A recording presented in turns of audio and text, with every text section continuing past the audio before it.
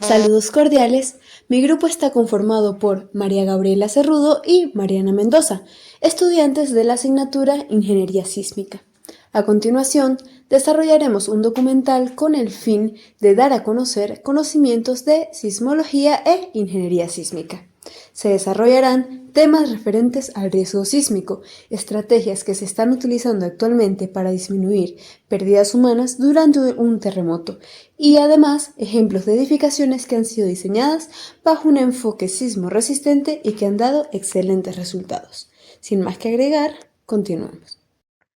La sismología es la ciencia que estudia los terremotos, analiza cómo se producen, cómo se propagan las ondas sísmicas a través de la Tierra y los efectos que tienen sobre nuestro planeta y nuestras sociedades. Al estudiar estos eventos naturales, los sismólogos desarrollan herramientas y conocimientos para construir estructuras más seguras, diseñar sistemas de alerta temprana y comprender mejor los riesgos sísmicos a los que estamos expuestos. El origen de los terremotos ha sido asignado a causas muy diferentes a lo largo de la historia.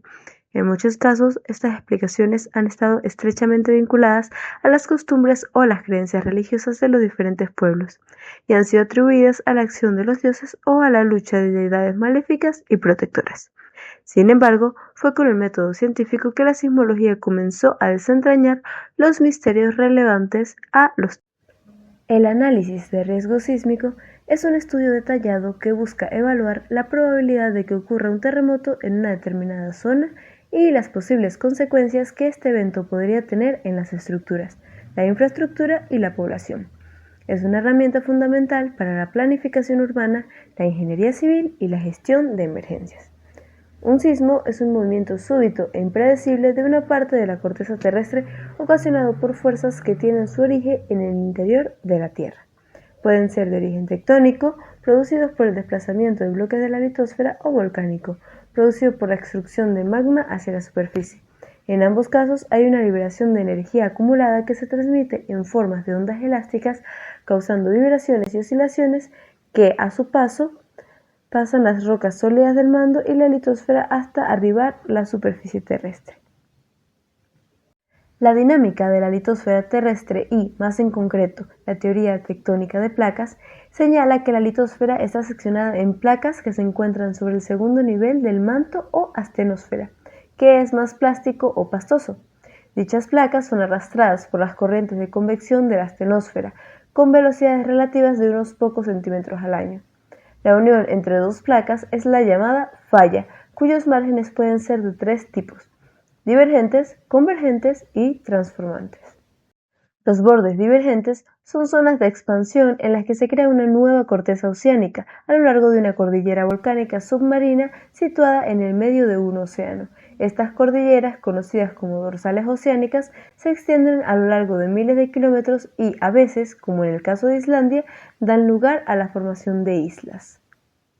Dado que la superficie de la Tierra no aumenta, es necesario que existan procesos de destrucción de litosfera que compensen el material creado en estas dorsales oceánicas. Este mecanismo compensador ocurre en los márgenes convergentes, que son las zonas en las que tiene lugar el encuentro de dos placas. Se pueden presentar tres posibles escenarios: choque de placa oceánica y continental, dos placas oceánicas o dos placas continentales. En los márgenes transformantes no existe destrucción ni creación de material, y el desplazamiento relativo de las placas es horizontal y paralelo a la falla. Al pasar una al lado de la otra se crean esfuerzos, los cuales se liberan violentamente cuando las rocas llegan a su punto de fractura. La sismicidad asociada es superficial y puede alcanzar elevada magnitud. Algunos ejemplos son la falla de San Andrés, límite entre las placas del Pacífico y América del Norte. Una vez que ocurre la deformación de la corteza, se libera energía, una gran parte en forma de calor y otra pequeña fracción en forma de ondas. Estas se propagan desde la fuente donde se inició la deformación, llamada foco o hipocentro, a través de un medio sólido y líquido, transportando energía mecánica. Se clasifican en ondas de cuerpo, como lo serían las ondas primarias y secundarias, y ondas de superficie, como las ondas Log o Rayleigh. A su vez, el epicentro se define como la proyección de ésta sobre la superficie. Gracias a la sismología se crearon instrumentos que permiten hacer el registro de los movimientos producidos por un terremoto e inclusive medir la intensidad de la sacudida. Estos son el sismómetro y el acelerógrafo. De los registros obtenidos por ambos, estos instrumentos obtienen información clave en las ramas de la sismología e ingeniería sísmica. En el caso del sismómetro, mide velocidades y desplazamientos respecto del tiempo, siendo su registro llamado sismograma. Por otro lado, el acelerógrafo solo mide las aceleraciones del terreno en el tiempo y su registro se conoce como acelerograma. La ingeniería sísmica se consolidó como una disciplina a principios del siglo XX, impulsada por los devastadores terremotos que asolaron ciudades como San Francisco y Tokio. Gracias a esto, los ingenieros comenzaron a desarrollar técnicas y normas para diseñar estructuras capaces de resistir los embates de los sismos. El objetivo era claro: minimizar el daño a la vida y la propiedad, y garantizar la continuidad de las actividades esenciales. ¿Qué hace un ingeniero sísmico? Su trabajo va más allá de diseñar edificios resistentes. Estos profesionales estudian la geología de una región, analizan los registros históricos de sismicidad y evalúan la vulnerabilidad de las estructuras existentes. Utilizando modelos matemáticos y simulaciones por computadora, diseñan estructuras que puedan absorber y disipar la energía de un terremoto. Los principios fundamentales de la ingeniería sísmica se basan en la comprensión de cómo se propagan las ondas sísmicas a través del suelo y cómo interactúan con las estructuras. El periodo de una estructura es el tiempo que tarda en completar un ciclo completo de vibración, es decir, desde que alcanza su máxima amplitud en una dirección hasta que vuelve a alcanzarla en la misma dirección. Este periodo está influenciado por factores como la rigidez y la masa de la estructura. ¿Qué factores influyen en el periodo de una estructura? Rigidez. A mayor rigidez, menor periodo. Estructuras rígidas responden más rápidamente a las excitaciones sísmicas y tienen periodos de vibración más cortos. La masa. A mayor masa, mayor periodo. Estructuras más pesadas tienden a vibrar más lentamente. Altura. Edificios altos suelen tener periodos de vibración más largos que edificios bajos. Forma y disposición de los elementos estructurales. La forma y disposición de estos elementos también influyen en el periodo de vibración. ¿Cómo se utiliza esta información en el diseño sísmico? Los ingenieros estructurales utilizan esta información para diseñar estructuras que resistan los sismos. Algunas de estas estrategias incluyen ajustar el periodo de la estructura mediante el uso de elementos disipativos de energía o sistemas de alimentos sísmicos. Se puede modificar el periodo de esta estructura para que no coincida con el periodo predominante de las ondas sísmicas esperadas en la zona. Aumentar la rigidez, lo cual reduce su periodo de vibración, lo que puede evitar la resonancia. Y disminuir la masa. Reduciendo la masa, se aumenta el periodo de vibración, lo que también puede ayudar a evitar esta resonancia. La ingeniería sísmica tiene tecnologías y estrategias que son clave para disminuir estos riesgos. Entonces tenemos como ejemplo el aislamiento sísmico. Puentes y edificios importantes en todo el mundo utilizan sistemas de aislamiento sísmico para protegerse de los terremotos. Disipadores de energía, que como los amortiguadores y los dispositivos de fricción se utilizan en una amplia variedad de estructuras, desde edificios altos hasta puentes. Estructuras dúctiles, como el acero de alta resistencia y el hormigón reforzado, que permite que las estructuras se deformen plásticamente sin llegar a colapsar. Sistemas de alerta temprana, los cuales permiten evacuar las zonas de peligro antes de que llegue el sismo, reduciendo el número de víctimas. O amortiguadores sísmicos, dispositivo ingenieril diseñado para disipar la energía de un terremoto en una estructura. Actúan como estabilizadores reduciendo movimiento e impacto de las ondas sísmicas sobre el edificio. Los terremotos son fenómenos naturales que han ocurrido y seguirán ocurriendo, así que se hace importante conocer la amenaza o el peligro que estos están produciendo. A esto se le conoce como análisis de peligrosidad o análisis de amenaza sísmica. ¿Por qué es importante hacer este análisis? Permite identificar las áreas más vulnerables y tomar medidas preventivas para minimizar los daños y las pérdidas humanas. Ayuda a diseñar estructuras capaces de resistir los movimientos del suelo durante un terremoto, es decir, hacer un diseño sismo resistente. Facilita la elaboración de planes de emergencia y la organización de los servicios de rescate. Mientras más claro se tenga qué hacer al momento de un evento, menores van a ser las consecuencias. Y también permite evaluar seguros. Ahora, es importante aclarar algunas definiciones importantes en este análisis. Y esas son: el peligro sísmico. Es la probabilidad de que ocurra un terremoto de un tamaño dado en una determinada área o falla concreta. El riesgo sísmico es la probabilidad de que ocurran daños o pérdidas humanas si se exponen al peligro sísmico. La vulnerabilidad es la susceptibilidad de las estructuras a sufrir daños debido a un terremoto. Depende de factores como el tipo de construcción, la calidad de los materiales, la antigüedad de las estructuras y la densidad de población.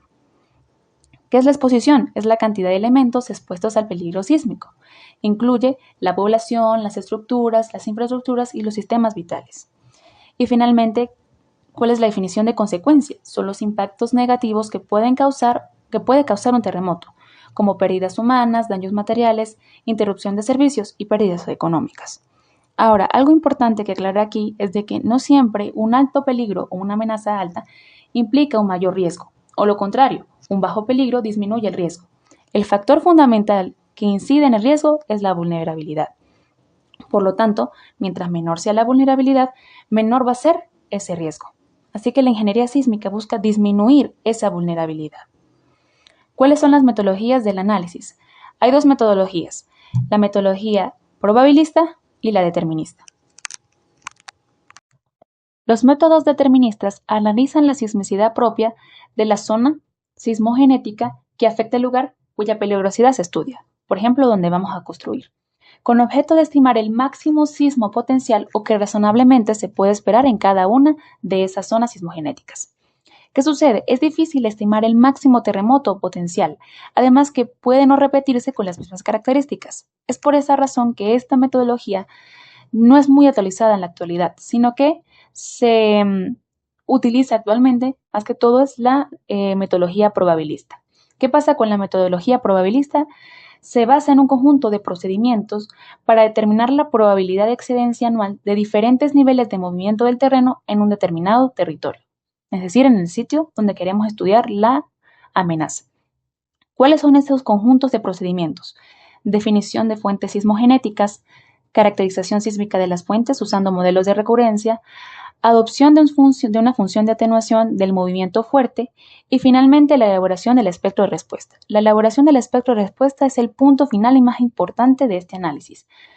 ¿Qué es lo que está mostrando el espectro de respuesta? Es una representación gráfica de la aceleración máxima espectral en función del periodo de vibración de la estructura. Ahora bien, para hacer un correcto análisis de amenaza se necesita información que nos brinda la sismología. Mientras más clara y más amplia sea la información que nos brinde, mejor va a ser ese análisis. ¿Y cuál es esa información que necesitamos? Registros históricos, es decir, catálogos sísmicos, mapas disocitas, conocer la geología. Y actualmente se utilizan softwares especializados para poder hacer este análisis de peligrosidad. Venezuela, al estar ubicada en una zona sísmicamente activa, como sabemos, hay un límite de placa entre la placa del Caribe y la suramericana, ha desarrollado normativas para garantizar la seguridad de las construcciones y minimizar los daños en caso de un terremoto. Esa normativa es la COVENIN 1756, llamada Construcciones Sismorresistentes. Esta norma establece los requisitos mínimos para el diseño, construcción, inspección y mantenimiento de edificaciones. Su objetivo, garantizar la seguridad estructural ante sismos. Ahora, ¿qué pasa más allá de nuestras fronteras venezolanas? Existen algunas normas internacionales que sirven como referencia y guía para el diseño sísmico. Entre estas tenemos el Eurocódigo 8. Es una norma europea que establece los requisitos para el diseño sismorresistente de las edificaciones. Es ampliamente utilizada en Europa y en muchos otros países. La ACI 318 es un código estadounidense para la construcción en hormigón reforzado que incluye también disposiciones para el diseño sísmico. La AC7 es una norma estadounidense para carga de viento y sismo. Finalmente tenemos la norma ISO, que también publica normas relacionadas con el diseño sísmico, aunque no son tan detalladas como las normas nacionales. Hablemos de algunos ejemplos exitosos, en los cuales se evidencia que la ingeniería sísmica, de la mano con la sismología, han podido llevar a cabo estructuras capaces de soportar terremotos. Taipei 101, Taiwán. Este edificio, uno de los más altos del mundo, cuenta con un amortiguador sísmico de masa sintonizada en la parte superior. Este sistema, que funciona como un péndulo gigante, reduce significativamente el movimiento del edificio durante los terremotos. Transamérica Pyramid, San Francisco. Este rascacielos, construido en 1972, ha resistido numerosos terremotos gracias a su diseño piramidal y el uso de materiales de alta resistencia. Su forma triangular distribuye las fuerzas sísmicas de manera más eficiente. Torre Latinoamericana, Ciudad de México. Ha resistido 5 grandes sismos. Es decir, está en la Ciudad de México. Sabemos que la geología permite que las ondas sísmicas amplifiquen. La propiedad fue creada con una estructura de acero que está soportada en 3 sótanos, así como con 361 pilotes de concreto integrados a 33 metros de profundidad, y cuenta con un sistema de amortiguación de agua, por lo que la construcción se balancea mientras se produce un temblor. Conclusiones. Un sismo por sí solo no es peligroso. Si ocurriera un terremoto en este momento y estuviéramos en un campo enorme o en un bosque enorme, lo máximo que ocurriría es que el movimiento del suelo nos tumbe, dolería el golpe, pero no pase de allí. Ahora, ¿qué es lo que hace que este evento natural se vuelva letal? Son las edificaciones en las que vivimos, las cuales, si no están hechas con las normativas y códigos que se han desarrollado gracias a la ingeniería sísmica, es muy seguro que haya muchas pérdidas humanas. Por esta razón, la rama de la ingeniería civil enfocada en el diseño sismorresistente, de la mano con la sismología, es sumamente importante. Mientras más información geológica, geotécnica, sismológica se tenga, más exactos serán los análisis de amenaza que se generen en base a ellos. Conocer la vulnerabilidad permite proponer proyectos de reforzamiento.